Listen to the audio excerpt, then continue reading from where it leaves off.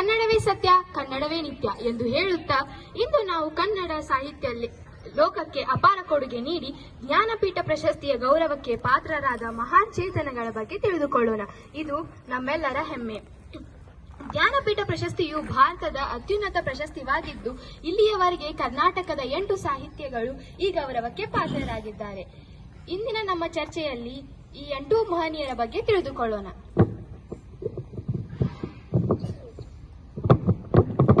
ಎಲ್ಲರಿಗೂ ಶುಭ ಮುಂಜಾನೆ. ಇವತ್ತು ನಾನು ಕುವೆಂಪು ಅವರ ಬಗ್ಗೆ ಹೇಳುತ್ತೇನೆ. ಕುವೆಂಪು ಇವರ ಪೂರ್ಣ ಹೆಸರು ಕುಪ್ಪಳ್ಳಿ ವೆಂಕಟಪ್ಪ ಪುಟ್ಟಪ್ಪ. ಇವರು ಡಿಸೆಂಬರ್ 29, 1904ರಂದು ಚಿಕ್ಕಮಗಳೂರು ಜಿಲ್ಲೆಯ ಕೊಪ್ಪ ತಾಲೂಕಿನ ಹಿರೇಕೋಡಿ ಗ್ರಾಮದಲ್ಲಿ ಜನಿಸಿದರು. ಕುವೆಂಪು ಅವರನ್ನು ರಾಷ್ಟ್ರಕವಿ, ವಿಶ್ವಮಾನವ ಮತ್ತು ಕನ್ನಡ ಅನಿಕೇತನ ಎಂದು ಕರೆಯುವರು. ಬಾಲ್ಯವನ್ನು ಕುಪ್ಪಳ್ಳಿಯಲ್ಲಿ ಕಳೆದರು. ಇವರ ಪ್ರಮುಖ ಕೃತಿಗಳು ಕಾನೂರು ಹೆಗ್ಗಡತಿ, ಮಲೆಗಳಲ್ಲಿ ಮದುಮಗಳು. ಇವರು ಮೈಸೂರು ವಿಶ್ವವಿದ್ಯಾಲಯದಲ್ಲಿ ಕುಲಪತಿಗಳಾಗಿ ಸೇವೆ ಸಲ್ಲಿಸಿದರು. ಇವರ ಶ್ರೀರಾಮಾಯಣ ದರ್ಶನಂ ಕೃತಿಗೆ 1967ರಲ್ಲಿ ಜ್ಞಾನಪೀಠ ಪ್ರಶಸ್ತಿ ಪಡೆದರು. ಧನ್ಯವಾದಗಳು. ಶುಭ ಮುಂಜಾನೆ ಎಲ್ಲರಿಗೂ. ಇಂದು ನಾನು ದ.ರಾ. ಬೇಂದ್ರೆ ಅವರ ಬಗ್ಗೆ ಹೇಳುತ್ತೇನೆ. ಇವರ ಪೂರ್ಣ ಹೆಸರು ದತ್ತಾತ್ರೇಯ ರಾಮಚಂದ್ರ ಬೇಂದ್ರೆ. ಇವರು ಜನವರಿ 31, 1896 ಧಾರವಾಡದಲ್ಲಿ ಜನಿಸಿದರು. ಕಳೆದ ವರ್ಷ 1973 ಪ್ರಶಸ್ತಿಗೆ ಕಾರಣವಾದ ಕೃತಿ ನಾಕ ಅಥವಾ ಕವಿಶ್ರೇಷ್ಠ ಎಂದು ಕರೆಯಲಾಗುತ್ತದೆ. ಇವರ ಕಾವ್ಯಗಳನ್ನು ಅಂಬಿಕಾ ತನಯ ದತ್ತ ಎಂಬ ಕಾವ್ಯ ನಾಮದಲ್ಲಿ ಬರೆಯುತ್ತಿದ್ದರು. ಇವರು ಕನ್ನಡ ಮತ್ತು ಮರಾಠಿ 2 ಭಾಷೆಯಲ್ಲಿ ಕೃತಿಗಳನ್ನು ಬರೆಯುತ್ತಿದ್ದರು. ಧನ್ಯವಾದಗಳು. ಶುಭೋದಯ ಎಲ್ಲರಿಗೂ. ನಾನು ಇವತ್ತು ಶಿವರಾಮ್ ಕಾರತ್ ಅವರ ಬಗ್ಗೆ ಮಾತನಾಡಲು ಬಯಸುತ್ತೇನೆ.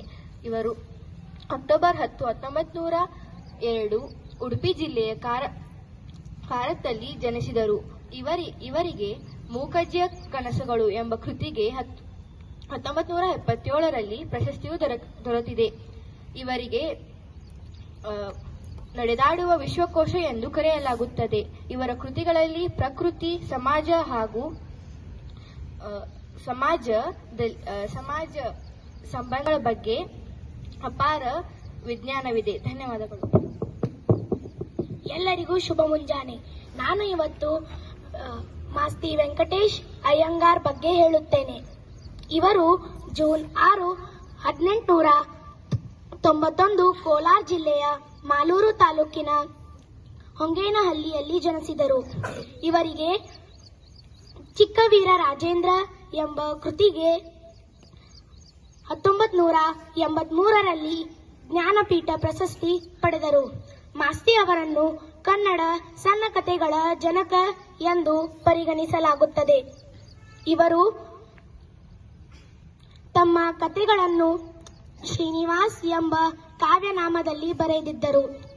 ಇವರು ಕೃತಿಗಳಲ್ಲಿ ಮಾನವೀಯ ಮೌಲ್ಯಗಳು ಮತ್ತು ನೈತಿಕ ಸಂಘರ್ಷಗಳು ಪ್ರಮುಖವಾಗಿ ಕಂಡುಬರುತ್ತವೆ. ಭಾವ ಮತ್ತು ಸುಬ್ಬಣ್ಣ ಇವರ ಪ್ರಸಿದ್ಧ ಸಣ್ಣ ಕಥೆಗಳು. ಇವರು ಬದುಕು ಬರಹವನ್ನು ಗುರುತಿಸಿ ಜನಪ್ರಿಯವಾಗಿ ಮಾಸ್ತಿ ಕನ್ನಡದ ಆಸ್ತಿ ಎಂದು ಹೇಳಲಾಗುತ್ತದೆ. ಧನ್ಯವಾದಗಳು. ಎಲ್ಲರಿಗೂ ಶುಭ ಮುಂಜಾನೆ. ಇವತ್ತು ನಾನು ವಿಕ್ರು ಗೋಕಾಕ್ ಅಥವಾ ವಿನಾಯಕ್ ಕೃಷ್ಣ ಗೋಕಾಕ್ ಅವರ ಬಗ್ಗೆ ಹೇಳಲು ಬಯಸುತ್ತೇನೆ. ಇವರು ಆಗಸ್ಟ್ 9, 1909ರಲ್ಲಿ ಹಾವೇರಿ ಜಿಲ್ಲೆಯ ಸವಣೂರಿನಲ್ಲಿ ಜನಿಸಿದರು. ಪ್ರಶಸ್ತಿ ಪಡೆದ ವರ್ಷ 1990. ಪ್ರಶಸ್ತಿಗೆ ಕಾರಣವಾದ ಕೃತಿ ಭಾರತ ಸಿಂಧು ರಶ್ಮಿ. ಗೋಕಾಕ್ ಅವರನ್ನು ಕನ್ನಡ ಮತ್ತು ಇಂಗ್ಲಿಷ್ ಭಾಷೆಗಳನ್ನೇ ವಿದ್ವಾಂಸರು ಎಂದು ಗುರುತಿಸಲಾಗುತ್ತದೆ. ಅವರು ಕವಿತೆ, ಕಾದಂಬರಿ ಮತ್ತು ವಿಮರ್ಶೆ ಕ್ಷೇತ್ರಗಳಲ್ಲಿ ಅಪಾರ ಕೊಡುಗೆ ನೀಡಿದ್ದಾರೆ. ಗೋಕಾಕ್ ಚಳವಳಿಯ ನೇತೃತ್ವ ವಹಿಸಿ ಕರ್ನಾಟಕದಲ್ಲಿ ಕನ್ನಡಕ್ಕೆ ಪ್ರಥಮ ಸ್ಥಾನ ಸಿಗಲು ಹೋರಾಡಿದರು. ಅವರು ಬಂಗಾಳಿ ಠಾಗೋರ್ ಅವರ ಕಥೆಗಳನ್ನು ಕನ್ನಡದಲ್ಲಿ ಅನುವಾದ ಮಾಡಿದ್ದಾರೆ. ಧನ್ಯವಾದಗಳು. ಶುಭ ಮುಂಜಾನೆ ಇಂದು ನಾನು UR ಅನಂತಮೂರ್ತಿ ಶುಭ ಮುಂಜಾನೆ ಎಲ್ಲರಿಗೂ. ಇಂದು ನಾನು UR ಅನಂತಮೂರ್ತಿ ಅವರ ಬಗ್ಗೆ ಹೇಳಲು ಬಯಸುತ್ತೇನೆ. UR ಅನಂತಮೂರ್ತಿ ಅವರ ನಿಜವಾದ ಹೆಸರು ಉಡುಪಿ ರಾಜಗೋಪಾಲಾಚಾರ್ಯ ಅನಂತಮೂರ್ತಿ. ಇವರು ಡಿಸೆಂಬರ್ 21, 1932ರಲ್ಲಿ ಜನಿಸಿದ್ದರು. ಜನನ ಸ್ಥಳ ಶಿವಮೊಗ್ಗ ಜಿಲ್ಲೆಯ ತೀರ್ಥಹಳ್ಳಿ ತಾಲೂಕಿನ ಮೇಳಿಗೆಯಲ್ಲಿ ಜನಿಸಿದರು. ಇವರು ಸಮಗ್ರ ಸಾಹಿತ್ಯ ಸಾಧನೆಯ ಕೃತಿಗಾಗಿ 1994ರಲ್ಲಿ ಪ್ರಶಸ್ತಿ ಪಡೆದರು. ಅನಂತಮೂರ್ತಿ ಅವರು ಕನ್ನಡ ನವ್ಯ ಸಾಹಿತ್ಯದ ಪ್ರಮುಖ ಪ್ರವರ್ತಕರಲ್ಲಿ ಒಬ್ಬರು. ಅವರು ಕಾದಂಬರಿ ಸಂಸ್ಕೃತ ಭಾರತೀಯ ಸಾಹಿತ್ಯದಲ್ಲಿ ಒಂದು ಮಹತ್ವದ ಕೃತಿಯಾಗಿದೆ. ಈ ಕಾದಂಬರಿಯು ಚಲನಚಿತ್ರವಾಗಿಯೂ ಯಶಸ್ಸು ಕಂಡಿದೆ. ಇವರು ಕೇಂದ್ರೀಯ ಸಾಹಿತ್ಯ ಅಕಾಡೆಮಿ ಅಧ್ಯಕ್ಷರಾಗಿಯೂ ಸೇವೆ ಸಲ್ಲಿಸಿದ್ದಾರೆ. ಧನ್ಯವಾದಗಳು. ಎಲ್ಲರಿಗೂ ಶುಭ ಮುಂಜಾನೆ. ನಾನು ಇಂದು ಗಿರೀಶ್ ಕಾರ್ನಾಡ್ ಅವರ ಬಗ್ಗೆ ಹೇಳುತ್ತಿದ್ದೇನೆ. ಗಿರೀಶ್ ಕಾರ್ನಾಡ್ ಅವರು ಮೇ 19, 1938 ಮಹಾರಾಷ್ಟ್ರದ ಮಾಥೇರಾನದಲ್ಲಿ ಜನಿಸಿದರು. ಇವರಿಗೆ ಸಮಗ್ರ ಸಾಹಿತ್ಯದ ಸಾಧನೆಗಾಗಿ 1998ರಲ್ಲಿ ಜ್ಞಾನಪೀಠ ಪ್ರಶಸ್ತಿ ದೊರೆಯಿತು. ಗಿರೀಶ್ ಕಾರ್ನಾಡ್ ಅವರು ಬಹುಮುಖ ಪ್ರತಿಭೆ ಹೊಂದಿದ ಕಲಾವಿದರು. ಇವರು ನಾಟಕಕಾರರಾಗಿ, ರಂಗಭೂಮಿಯ ನಿರ್ದೇಶಕರಾಗಿ ಹಾಗೂ ನಟರಾಗಿ ಮತ್ತು ಚಲನಚಿತ್ರದ ನಿರ್ದೇಶಕರಾಗಿ ಹೆಸರು ಮಾಡಿದ್ದಾರೆ. ಇವರ ನಾಟಕಗಳಾದ ತುಗ್ಲಕ್, ಹೈವದನ್, ನಾಗಮಂಡಲ ಮತ್ತು ತಲೆದಂಡ ಭಾರತೀಯ ರಂಗಭೂಮಿಯಲ್ಲಿ ಹೊಸ ಅಲೆಯನ್ನು ಸೃಷ್ಟಿಸಿವೆ. ಇವರು ತಮ್ಮ ನಾಟಕಗಳನ್ನು ಪುರಾಣ ಹಾಗೂ ಇತಿಹಾಸವನ್ನು ಆಧುನಿಕ ಸಂದರ್ಭಕ್ಕೆ ಹೋಲಿಸಿ ಬರೆಯುತ್ತಿದ್ದರು. ಇವರು ಸಂಸ್ಕಾರ್ ಎಂಬುವ ಚಲನಚಿತ್ರದಿಂದ ನಟನೆಗೆ ಕಾಲಿಟ್ಟರು. ಧನ್ಯವಾದಗಳು. ಎಲ್ಲರಿಗೂ ಶುಭ ಮುಂಜಾನೆ. ನಾನು ಇವತ್ತು ಚಂದ್ರಶೇಖರ್ ಕಂಬಾರ್ ಅವರ ಬಗ್ಗೆ ಹೇಳುತ್ತಾ ಇದ್ದೇನೆ. ಇವರು ಜನವರಿ 2, 1937ರಲ್ಲಿ ಕರ್ನಾಟಕದ ಬೆಳಗಾವಿ ಜಿಲ್ಲೆಯ ಗೋಡಗೇರಿಯಲ್ಲಿ ಜನಿಸಿದರು. ಇವರಿಗೆ 2010ರಲ್ಲಿ ಸಮಗ್ರ ಸಾಹಿತ್ಯ ಸಾಧನೆಗಾಗಿ ಜ್ಞಾನಪೀಠ ಪ್ರಶಸ್ತಿ ದೊರೆತಿದೆ. ಕಂಬಾರರು ಜಾನಪದ, ದಂತಕಥೆ ಮತ್ತು ಆಡುಭಾಷೆಯನ್ನು ಬಳಸಿಕೊಂಡು ಕನ್ನಡ ಸಾಹಿತ್ಯವನ್ನು ಶ್ರೀಮಂತಗೊಳಿಸಿದ್ದಾರೆ. ಅವರ ನಾಟಕಗಳು, ಕವಿತೆಗಳು ಮತ್ತು ಕಾದಂಬರಿಗಳು ಉತ್ತರ ಕರ್ನಾಟಕದ ಗ್ರಾಮೀಣ ಪ್ರದೇಶದ ಜೀವನ, ಭಾಷಾ ಮತ್ತು ಸಂಸ್ಕೃತಿಯ ಸೊಗಡನ್ನು ಎದ್ದು ಕಾಣುತ್ತದೆ. ಜೋಕುಮಾರಸ್ವಾಮಿ, ಸಿರಿಸಂಪಿಗೆ ಮತ್ತು ಚಕೋರಿ ಇವರ ಪ್ರಮುಖ ಕೃತಿಗಳಾಗಿವೆ.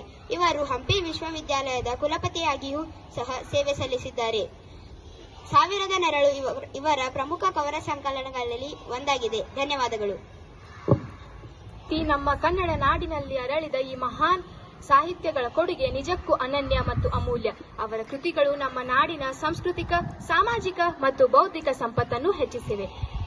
ಜ್ಞಾನಪೀಠ ಪ್ರಶಸ್ತಿಯ ಮೂಲಕ ಕನ್ನಡ ಸಾಹಿತ್ಯವು ರಾಷ್ಟ್ರ ಮಟ್ಟದಲ್ಲಿ ಮಾತ್ರವಲ್ಲದೆ ಅಂತಾರಾಷ್ಟ್ರೀಯ ಮಟ್ಟದಲ್ಲಿಯೂ ಕೀರ್ತಿ ತಂದುಕೊಟ್ಟ ಈ ಮಹಾನ್ ಚೇತನಗಳಿಗೆ ನಾವೆಲ್ಲರೂ ಸದಾ ಕೃತಜ್ಞರಾಗಿರೋಣ.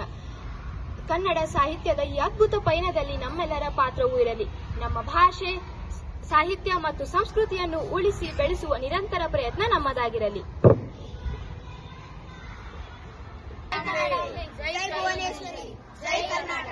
ಧನ್ಯವಾದ. You need to carry all the writing materials, whatever